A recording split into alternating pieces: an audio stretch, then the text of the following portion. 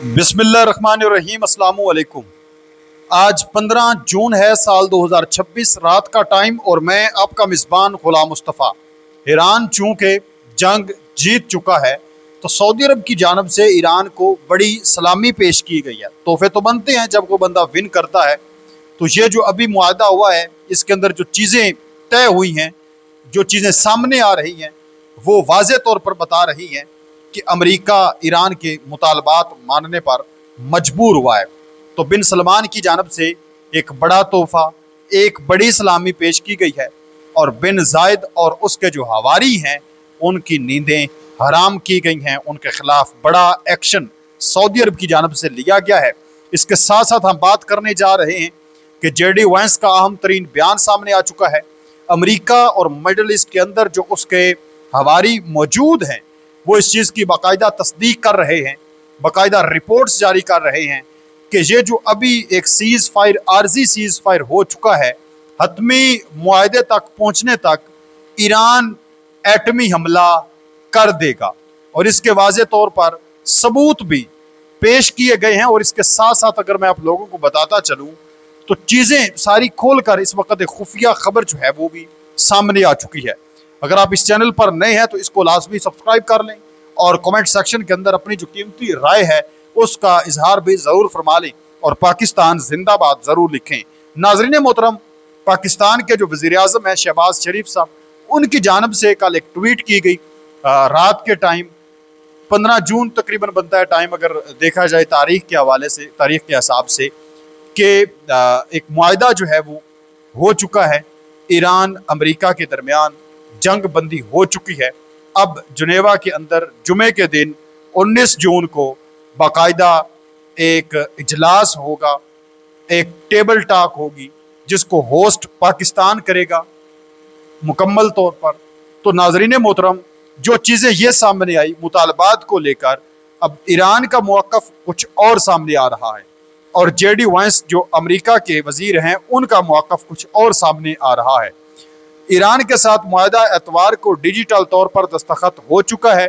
अमेरिकी नायब सदर जो डिप्टी प्राइम मिनिस्टर हैं अमेरिका के, जेडी वैंस का कहना है कि मुआहदे के बाद कोई नई माली रियायत या रकम जारी नहीं की गई।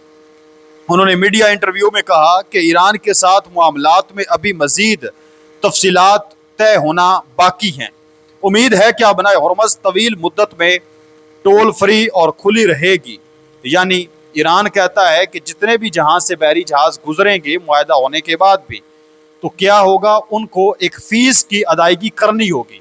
और इस फ़ीस का मकसद ये कोई टोल टैक्स नहीं है, बल्कि इसका मकसद है कि उनको बदले में सहूलियात फराम की जाएंगी।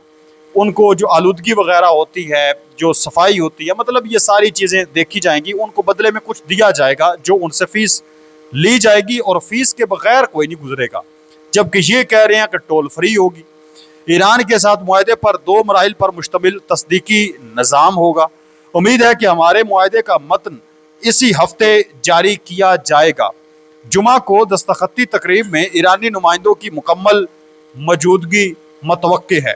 ईरान की नुमाइंदगी में स्पीकर, वज़ीर ख़ारजा और दीगर आला हुकाम शामिल होंगे। यानी जो अहम तरीन शख्सियात इस्लामाबाद के अंदर आपको देखने को मिली, अमेरिका की जानब से भी जिस तरह से जो उनके जेडी वैंस शामिल थे, इसके अलावा स्टीव विटकोफ शामिल थे, इसके अलावा किश्नर शामिल थे। तो इस तरह से जो ईरान के हैं सैयद अब्बास इराक़ची, इसके अलावा पार्लियामेंट के स्पीकर हैं मोहम्मद बाकर कालिबाफ, तो ये जो है वो सरबराही फरमाएंगे इजलास की, और बाकी क़यादत भी उनकी साथ होगी। तो ये वहाँ पर जुनेवा के अंदर मौजूद होंगे। देखना होगा कि तेहरान किस हद तक रायतें देने के लिए तैयार होता है। अब ये जेडी वैंस ने भी स्टेटमेंट जारी कर दिया और इस चीज़ की तस्दीक कर दी है कि मुआहदा जो है वो एक हो सकता है, लेकिन तब भी मुमकिन हो सकता है जब अगर मुज़ाकरात आपस में कामयाब होते हैं, एक दूसरे की चीज़ों पर कंप्रोमाइज़ किया जाता है। इसके साथ साथ मैं आप लोगों को बताता चलूँ कि इस वक्त अमेरिका और इजराइल जो है वो लर्ज उठे हैं। मामला ये पेश आया है कि एक बड़ी तशवीशनाक खबर, अब ये वो कह रहे हैं कि बड़ी तशवीशनाक खबर ये है कि ईरान के करीब जो पिकास माउंटेन नामी जगह है जो कि नतन्स न्यूक्लियर साइट के बिल्कुल पास है, वहां पर बहुत गहरे अंदर जमीन में एक बड़ी जेर जमीन फैसिलिटी बनाई जा रही है। जमीन के अंदर एक इतनी ज्यादा खुदाई की जा रही है कि अगर वहां पर शदीद किस्म की बमबारी भी की जाती है, मतलब सेटेलाइट तस्वीर से पता चलता है, बाकायदा सेटेलाइट तस्वीर जारी की गई हैं कि यह जगह बहुत ज्यादा गहरी है। इतनी गहरी है कि आम बम इस तक नहीं पहुंच सकते, यानी इतनी खुदाई करके नीचे चीजें अगर वो रख देते हैं तो अगर कोई बमबारी भी करता है फिजाई या कोई मिसाइल दाग देता है फिर भी तबाही नहीं मच सकती। जो ईरान चीजें अपनी वहां पर महफूज करने के लिए रखता है वो महफूज रहेंगी। ईरान का मौकफ ये है कि ये सिर्फ सेंट्रीफ्यूज बनाने का एक प्लांट है, लेकिन अमेरिका और इजराइल और मगरबी मुमालिक को शक है कि ये न्यूक्लियर एनरॉचमेंट के लिए इस्तेमाल हो सकता है, यूरेनियम की अफसुदगी के लिए ये इस्तेमाल हो सकता है। ये जो जगह बनाई जा रही है इस वक्त ये साइट अब भी फाल है, तामीरात के तहत है और ईरान इसे मजीद मजबूत बना रहा है, लेकिन इजराइल इस पर मुकम्मल एतमाद नहीं कर रहा क्योंकि पिकास माउंटेन जैसे मकामात अब भी उनके नज़दीक एक बड़ा ख़तरा हैं। इतलात ऐसी हैं कि नाजरीन मोहतरम, चूँकि अभी मुआहदा तो फाइनल नहीं होगा ना, जुनेवा के अंदर भी टेबल टॉक या बातचीत तो होगी जो कुछ भी होना है, लेकिन मुझे नहीं लगता कि वहाँ पर भी ये बैठकर बातचीत करेंगे और मुआहदा हो जाएगा। तो ये जो आर्जी एक सीज फायर हो रहा है इसके दौरान ईरान के एक तो पाबंदियाँ हट जाएंगी, तेल अपनी मनमानी से वो सेल करेगा, अपनी मर्जी का रेट लगाएगा।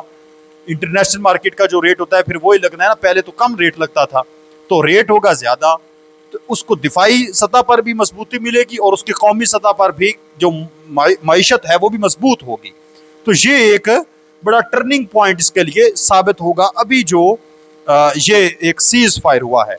अब सऊदी अरब ने नाज़रीन मोहतरम क्या किया है, आप जानते हैं कि विजन 2030 के तहत सऊदी अरब ने अब जो गैर मुल्की लोग हैं उनको भी ज़मीन देना शुरू कर दिया है, वो प्रॉपर्टी खरीद सकते हैं, एक सिलसिला उसने शुरू किया है।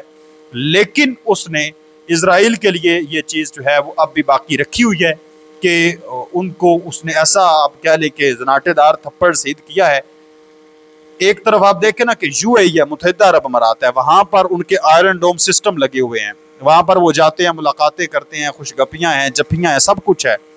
लेकिन यहाँ पर बिन सलमान की गवर्नमेंट है और वो कहती है कि सबको जगह देनी है रहने के लिए, कोई ख़रीदना चाहता है, जो इन्वेस्टमेंट करना चाहता है कर ले, लेकिन इजराइल के शहरियों के लिए ये सहूलत मुयस्सर नहीं है, उनको कोई इजाज़त नहीं है कि वो जगह खरीदें या काम करें, तो ऐसी कोई चीज़ हम नहीं होने देंगे।